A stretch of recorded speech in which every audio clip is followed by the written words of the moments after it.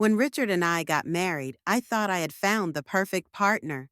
Sure, there was a significant age difference. He was 50 and I was 25. But Richard had a way of making me feel special.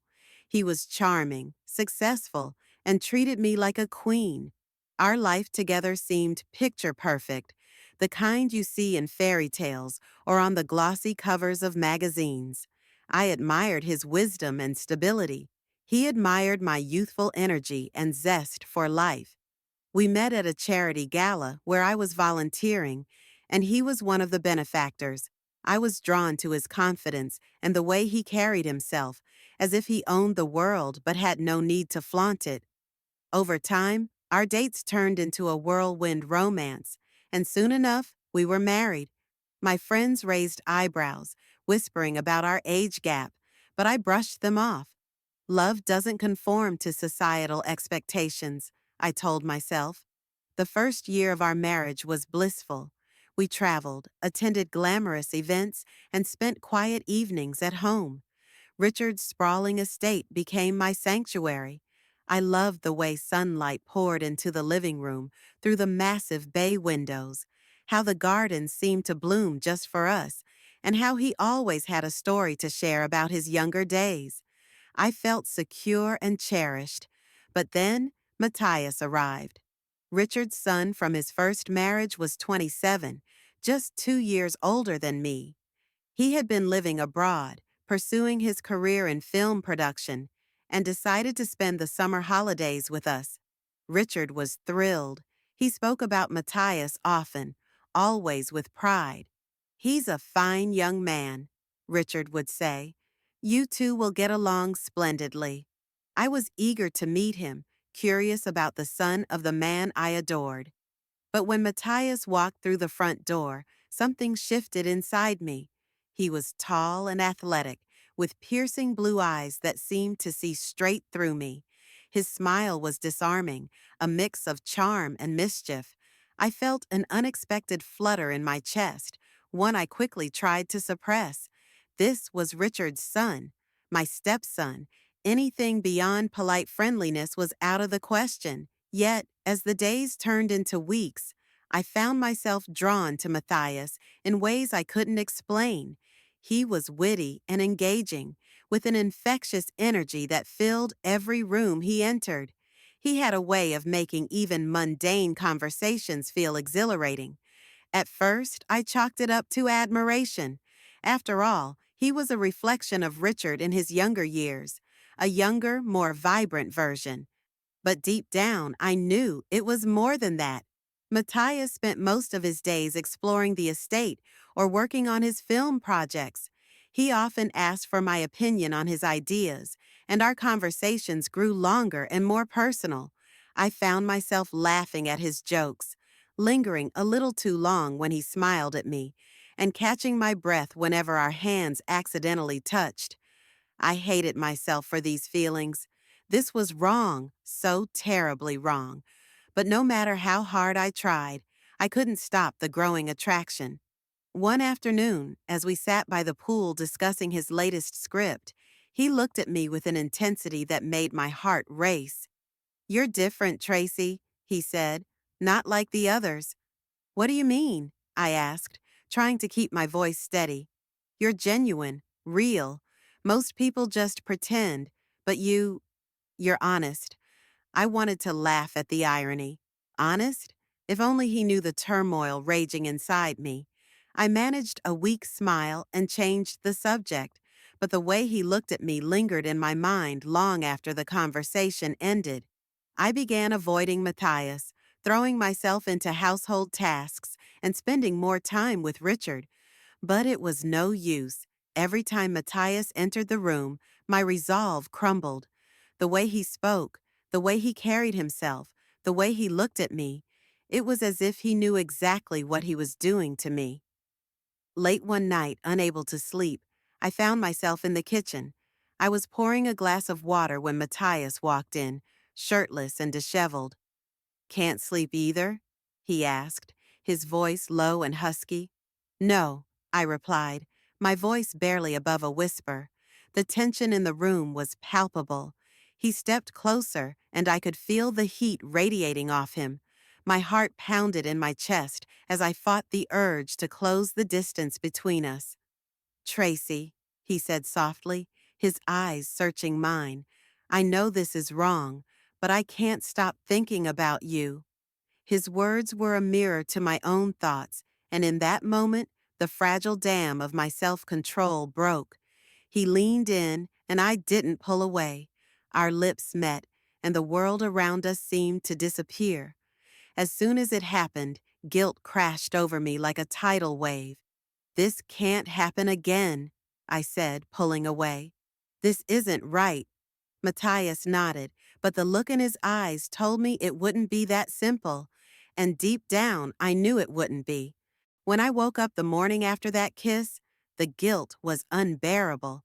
The sunlight streaming through the curtains felt like an accusation, exposing my betrayal. I avoided Richard at breakfast, claiming I had a headache, and spent most of the day holed up in my room. But no amount of isolation could erase the memory of Mathias's lips on mine, the intensity of his gaze, or the undeniable pull between us. I told myself it was just a moment of weakness, a lapse in judgment. I loved Richard. He was my husband, the man who had given me everything. What I felt for Mathias was a fleeting infatuation, nothing more. But as the days passed, it became clear that staying away from Mathias was easier said than done. He was always there, in the garden, in the kitchen, by the pool, flashing that easy, confident smile. And every time I saw him, my resolve wavered. He didn't push or pressure me, but his presence was a constant reminder of my own vulnerability. It was as if he knew the power he held over me, and I hated that I couldn't resist it. One afternoon, while Richard was out meeting a client, I found myself in the library, hoping to distract myself with a book. But Mathias walked in, and all thoughts of reading vanished. He sat down across from me, his expression unreadable. "Tracy, we need to talk," he said, his voice low. "There's nothing to talk about," I replied, not meeting his eyes. "What happened was a mistake. It won't happen again." "Do you really believe that?" he asked, leaning forward. "Because I don't." His words sent a shiver down my spine. I stood up, intending to leave, but he caught my wrist. The touch was electric, and I froze. "Mathias, please," I whispered, my voice trembling. "This isn't right." "I know," he said, his voice barely above a whisper, "but I can't help how I feel. Can you?" I pulled my hand away and walked out, but his words stayed with me. That night, as I lay in bed beside Richard, I couldn't sleep. My mind was a storm of conflicting emotions: guilt, desire, anger at myself for being so weak. I thought about leaving, running away from the situation entirely. But where would I go? And how could I explain it to Richard? The next few weeks were a blur of stolen glances, fleeting touches, and moments of weakness. I tried to focus on my marriage, to remind myself of the reasons I had fallen in love with Richard. But every time I looked at Mathias, I felt like a moth drawn to a flame. The tension between us was palpable, and it was only a matter of time before it boiled over. It happened on a rainy evening. Richard was working late, and Mathias and I were alone in the house. I was in the living room, staring out at the storm, when he walked in. Neither of us said a word as he approached me. The air was thick with unspoken emotions, and before I knew it, we were kissing again, this time with a passion that consumed us both. That night marked the beginning of our affair. It wasn't planned or deliberate. It just happened. And once the line was crossed, there was no going back. Richard was a man of routine, and that routine gave Mathias and me moments we didn't deserve. While Richard attended his regular golf outings or late-night business meetings, Mathias and I found ourselves alone more often than we should have. Every stolen moment added another layer of guilt, but it also deepened the connection between us.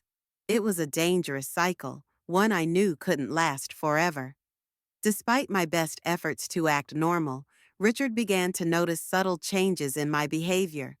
"You seem distant lately," he said one evening as we sat on the patio. "Is everything all right?" "Of course," I lied, forcing a smile. "I've just been feeling a bit overwhelmed." He reached out to hold my hand, his touch warm and reassuring. "If there's anything I can do, let me know." His kindness only made the guilt worse. I wanted to confess everything, to beg for his forgiveness, but I couldn't. The truth would destroy him, and I couldn't bear the thought of hurting the man who had given me so much.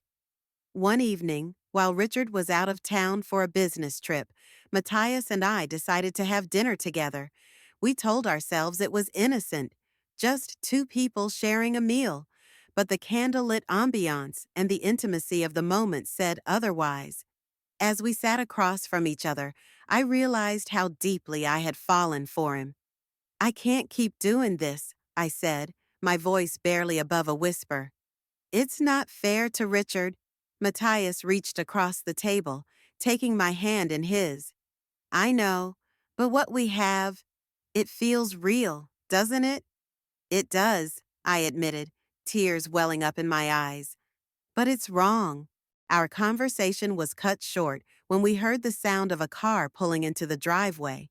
Panic set in as we scrambled to clear the evidence of our dinner. When Richard walked through the door, he looked surprised to see us together, but didn't question it. "I finished early," he said, smiling. "Thought I'd come home and surprise you." The relief I felt was short-lived. Richard's unexpected return was a reminder that our secret wouldn't stay hidden forever. The breaking point came a few weeks later. I had left my phone on the kitchen counter while taking a shower, and Richard, needing to make a call, picked it up. A message from Matthias popped up on the screen. "Can't stop thinking about last night. I need to see you." When I came downstairs, Richard was waiting for me, his expression a mixture of anger and heartbreak. "Care to explain this?" he asked, holding up my phone. I froze, the color draining from my face. "Richard, I can explain." "Don't," he interrupted, his voice cold.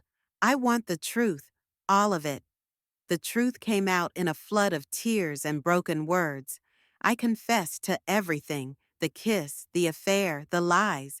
Richard listened in silence, his face a mask of pain. When I finished, he stood up and walked out without a word.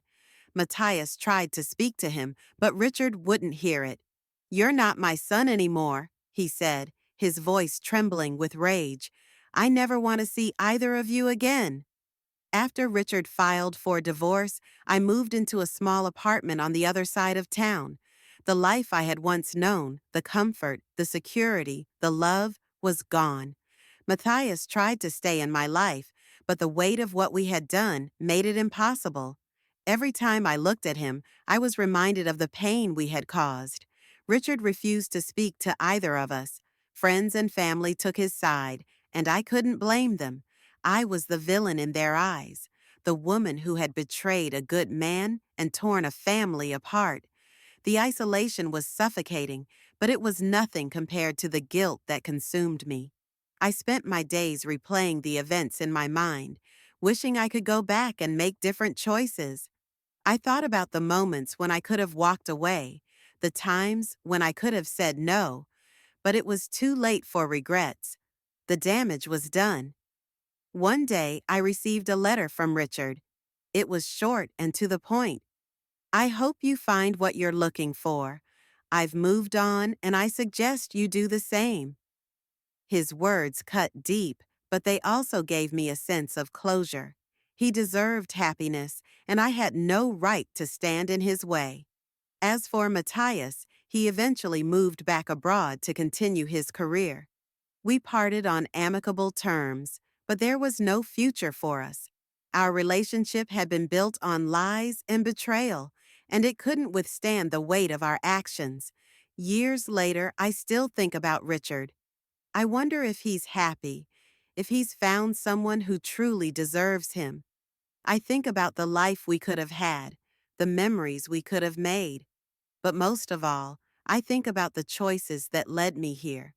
If I could go back in time, I would do things differently.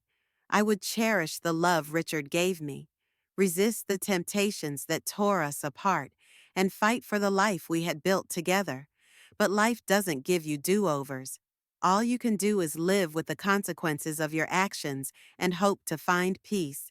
For now, I take it one day at a time, trying to rebuild my life and learn from my mistakes. It's not easy, but it's the only way forward.